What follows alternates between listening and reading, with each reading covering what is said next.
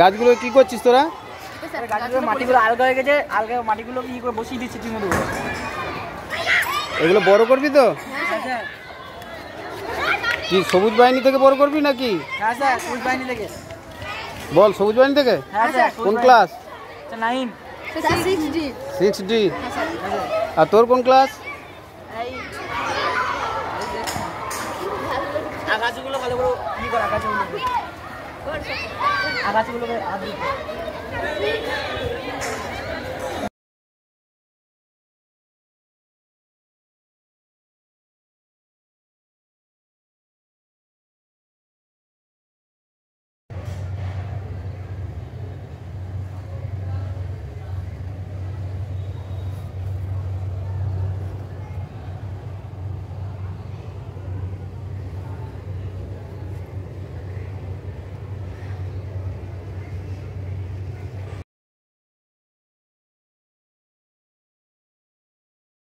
রামদাস বিদ্যায়তনে এই চারাগুলো দেওয়া হলো। এই চারাগুলো ওরা বাড়িতে লাগাবে।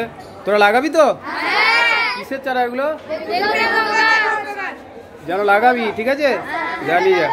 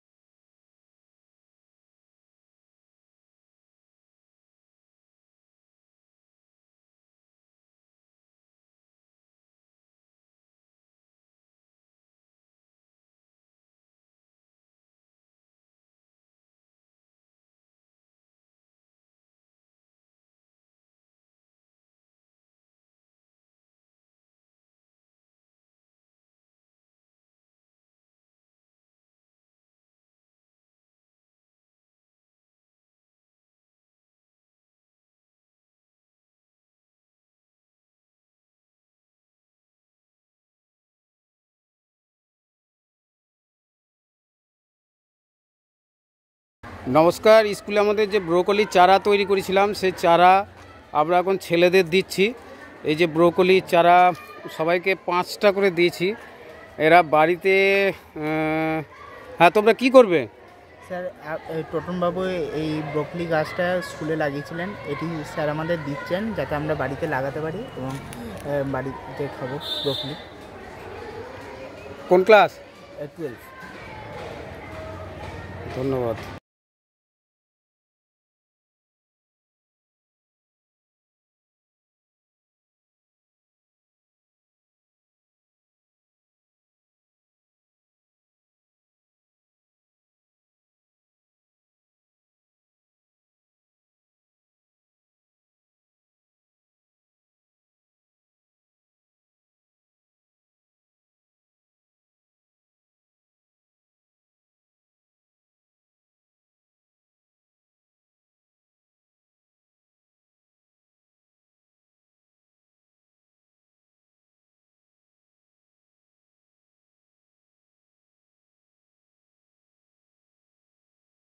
নমস্কার।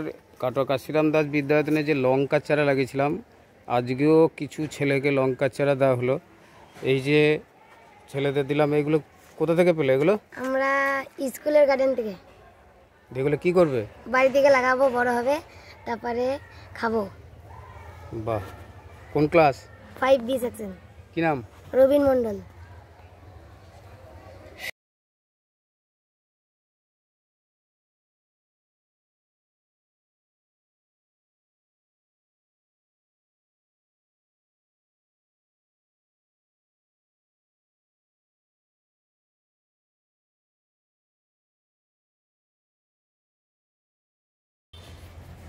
নমস্কার। কাটোয়া কাশিরাম দাস বিদ্যায়তনে আমরা একটা প্রজেক্ট করতে চলেছি ন্যাশনাল চাইল্ড কংগ্রেসের। এই প্রজেক্টটা 4th লেয়ারের। তা 4th লেয়ারে কৃষি করতে চাইছি। নিচেতে আমরা আদা চাষ করব, আর ওপরে তার আগে পেঁপে গাছ তৈরি করে ফেলেছি। ইতিমধ্যেই ছেলেরা বাঁশ বাঁধতে শুরু করে দিয়েছে, মাচার প্রস্তুতি শুরু হয়ে গেছে। ক্লাস 7-এর ছেলেরা এখানে পার্টিসিপেট করছে, বাঁশ বাঁধছে। এবং এই প্রজেক্ট আমাদের বর্ধমান জেলায় যাবে। জেলা থেকে যদি কিছু হওয়া যায় রাজ্যে যাওয়া যাবে। 4th লেয়ারে কৃষি, যে হারে জমির পরিমাণ কমছে তার জন্য ছোট জায়গায় বেশি উৎপাদন করাই আমাদের মূলত উদ্দেশ্য। নমস্কার। কাটোয়া কাশিরাম দাস বিদ্যায়তন, সবুজ বাহিনী, ভূগোল শিক্ষক টোটন মল্লিক।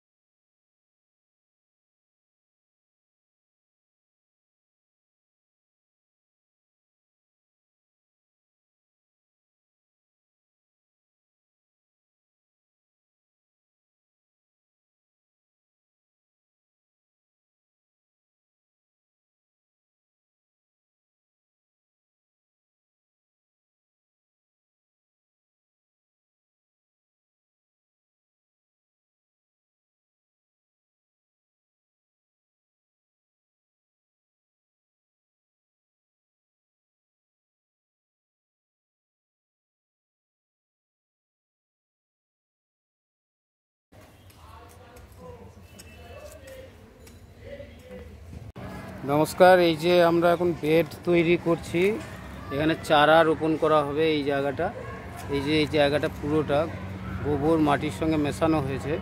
তা তোমরা কি করবে? আমরা এখানে মূলো, লাউ, বেগুন, পেঁপে এই সকল বীজ রোপণ করব, তাই এই বেডটা তৈরি করা হয়েছে। এই চারাগুলো কাদেরকে দেওয়া হবে? স্কুলের বাচ্চাদেরকে। দিয়ে কোথায় লাগাবে? দিয়ে তারা এগুলোকে নিয়ে গিয়ে বাড়ির টবে লাগাবে এবং তারা সেই টব থেকে যখন গাছটি হবে তারা সেগুলি খাবে। কোন ক্লাস তোমাদের? কোন ক্লাস? ক্লাস 7।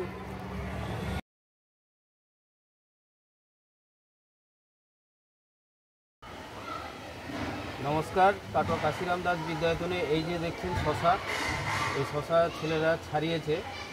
এই ছাড়িয়ে এগুলো হচ্ছে কি? এগুলো কি? বীজ। এই বীজগুলো শুকানো হবে, শুকিয়ে এগুলো পরের বছর আবার লাগানো হবে এবং বীজ তৈরি করা হবে। আর আমাদের এই যে বীজ দেখতে পাচ্ছি, হ্যাঁ, এই যে বীজগুলো, এইগুলো আমাদের পরের বছর এগুলো লাগানো হবে, ঠিক আছে? আর এইগুলো কিসের বীজ জানা আছে? এগুলো চাল কুমড়ো নয়, এগুলো হচ্ছে লাউয়ের বীজ। এই যে লাউয়ের বীজ, এই যে প্রচুর লাউয়ের বীজ আমাদের, হ্যাঁ এই লাউয়ের বীজ আমাদের আছে, এগুলো প্রচুর পরিমাণে হয়েছে। এই বীজ তৈরি করেছি আমরা, এগুলো পরের বছরের জন্য লাগাবো, এগুলোকে শুকিয়ে নেবো, এই হচ্ছে ব্যাপার। ঠিক আছে, এই বীজ থেকে গাছ হবে, দিয়ে ফল হবে। ধন্যবাদ।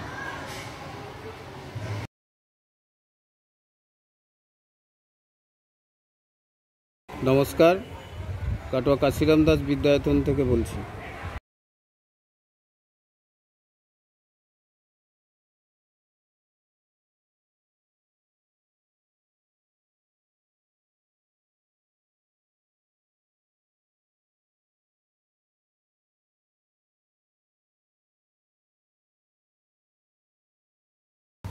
নমস্কার, কাটোয়া কাশিরাম দাস বিদ্যায়তনে আমাদের যে লাউ হয়েছিল, এই যে লাউ, এই লাউয়ের দেখতে পাচ্ছেন বীজ, এই যে বীজ, এই বীজগুলো আমরা করব। এই লাউয়ের চারা আমরা ছেলেদের বাড়িতে বাড়িতে লাগাতে বলবো। অনেক বীজ আছে, এই দেখুন সব বীজ হয়ে গেছে, এর মধ্যে এগুলো সব বীজ হয়ে গেছে পুরো। এই যে দেখতে পাচ্ছেন পুরো বীজ। এখানেও একটা লাউ আছে, এখানে অসংখ্য বীজ, পুরো বীজ হয়ে গেছে। এই যে এগুলো সব আমরা লাগাবো এবং এগুলো আমরা ছেলেদের চারা তৈরি করে দেব। এদিকে আমাদের শশা আছে, এই যে শশার বীজ তৈরি করেছি, এই যে শশার বীজ তৈরি করেছি সব। এখানে প্রচুর শশার বীজ তৈরি করেছি, এই শশাও আমরা লাগাবো এবং ছেলেদেরও এই বীজ আমরা দেব। শশার, লাউ এবং এই যে ঝিঙেরও বীজ তৈরি করা হয়েছে। এই যে বীজগুলো তৈরি করা হয়েছে, এগুলো আমরা ছেলেদের গ্রামে বা বাড়িতে নিয়ে গিয়ে তারা চাষ করবে। নমস্কার, কাটোয়া কাশিরাম দাস বিদ্যায়তন।